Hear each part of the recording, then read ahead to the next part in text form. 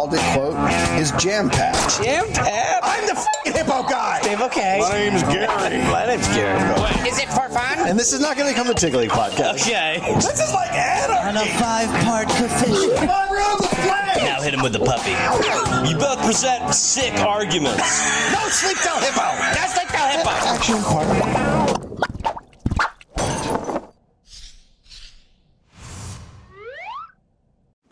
Now, Brad Barker's father died when he was 8. Brad worked as an insurance salesman, among other things. He was very good looking, very charismatic personality, but he also had a violent temper. Oh, God. Not good. Not whose hand you want to be shaking in this.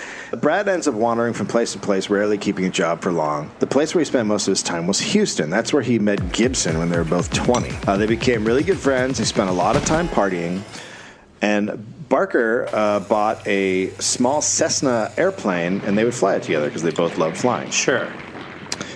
They were best men at each other's weddings, and their sons were born within a day of each other. So, Gibson then goes to L.A. to become a stuntman, and then obviously falls into rocket belting. Yeah. Brad stayed behind, got divorced, and worked a bunch of shitty jobs. At one point, Gibson invited him to a show to see him fly the rocket belt. Right. It turns out Brad had always been obsessed with rocket belts since he saw one in the movie Thunderbolt. Not Bolt. What's the James Bond movie? Oh, Thunderdome? Might be. I don't think it's Thunderdome. And it was actually the rocket belt. In Bond, they actually used the actual rocket belt. Yes, they used the actual rocket belt. Wow. After the divorce, Brad decided to start his life over, and he moved out west and started working on the rocket belt with Gibson. Now, Brad was very skilled at working with things because of all his different experience and mechanics and stuff. He didn't know anything about making oxygen, though. So Gibson turned to an ex-friend of theirs named Larry Stanley. Okay, cool. Larry's also from Houston and from a rich oil-owning family. Okay. But that didn't stop him from always trying to find new ways to make a buck. Yeah. Now, years back, Brad loaned Larry a Cessna. Larry's also a huge flying nut. That's how he became friends with these guys. Okay.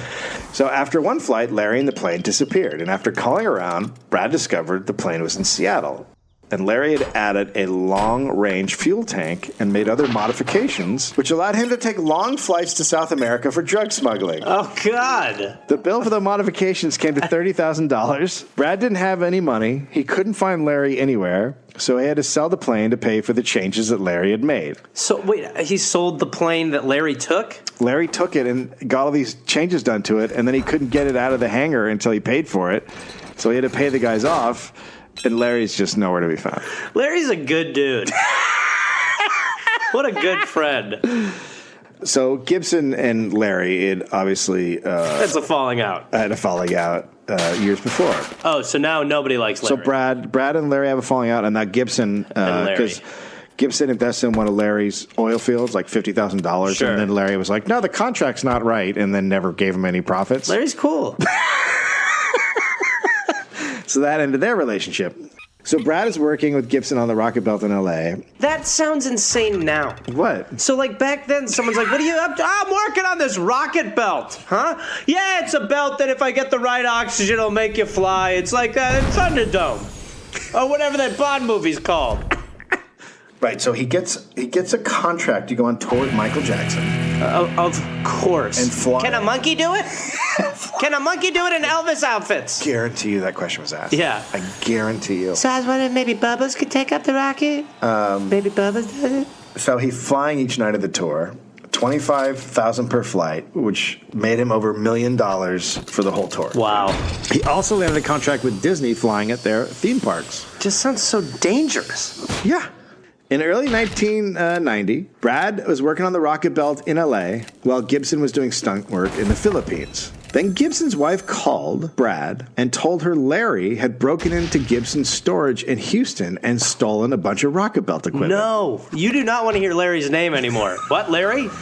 Turns out Larry had seen Gibson fly the rocket belt, and he was super interested in rocket belts since he was a kid.